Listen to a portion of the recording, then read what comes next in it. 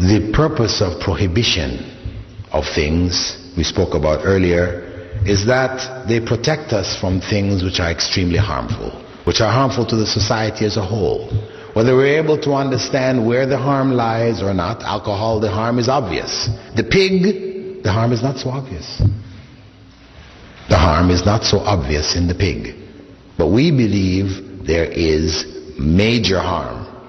Not just a bit of harm, but major harm in the pig. Otherwise, Allah is not going to prohibit it.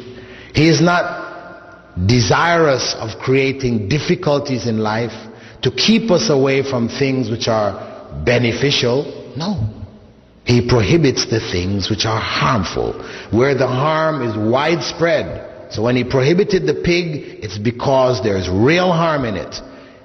Not just the trichinosis that we have discovered, or the fact that the pig has a lot of fat and the body cannot break down pig fat, though it can break down cow fat and sheep fat and the others, but the pig fat, we don't have the enzymes to break it down to its lowest components, so it is redeposited in our system, in our blood vessels and things like this, and doctors recommend to stay from it if you have, problems with clogging of the arteries, all these type of things. We can see all that, but people can always say to you, what if we raise a hygienic pig? No trichinosis. And a lean pig, we don't feed him any, stuff that's going to make him fat. He's just bones and muscle. Are you going to eat him now? No. Still don't eat him. Yeah. So those things we have found, let us not assume that that is it. No. There is harm. Some of the scholars of the past pointed out that perhaps the harm had to do with the nature of the pig. When we look at the animals that are prohibited to us to eat, from eating, we see that in general there are animals which are carnivores. The carnivores, the lion, the tiger, birds of prey that kill with the claw, the hawk, the eagle, the osprey, they are prohibited to us. Alligators, etc. The sea is different. Animals which are sea animals, because the shark is a predator also, but we can eat it. Big fish eat small fish, but we can eat them. So the ruling concerning the sea is different from the ruling for the land animals, right? These are the land animals, the birds, these are the forbidden animals.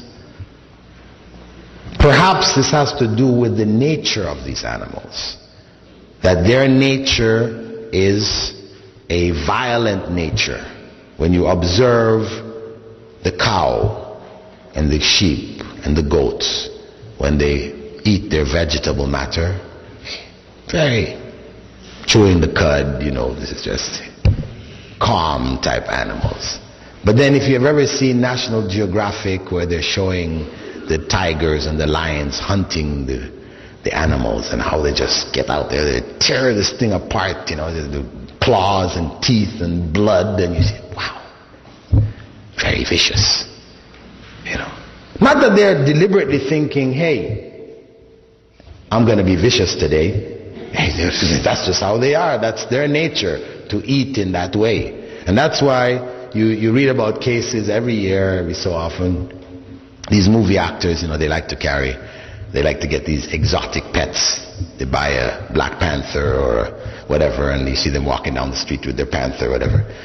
And then you read a newspaper, he got clawed by his panther. He's playing with his panther. One day he just tears off half his arms. Why? He had raised this panther it was a little kitten. And all of a sudden the thing is, because that is its nature.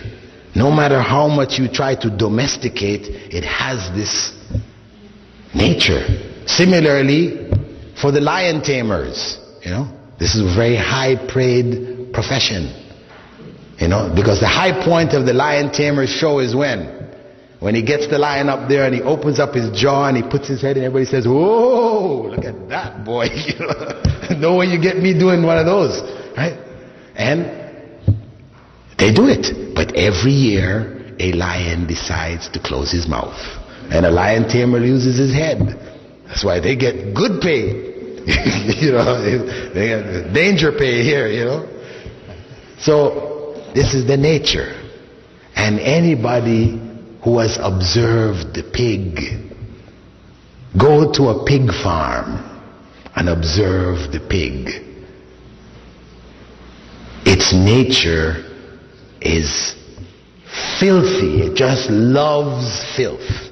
You put him in a clean area, he will wallow in his own feces, and yes, that is the nature of the pig. However you try to keep him, he loves filth. So, as they say, you are what you eat.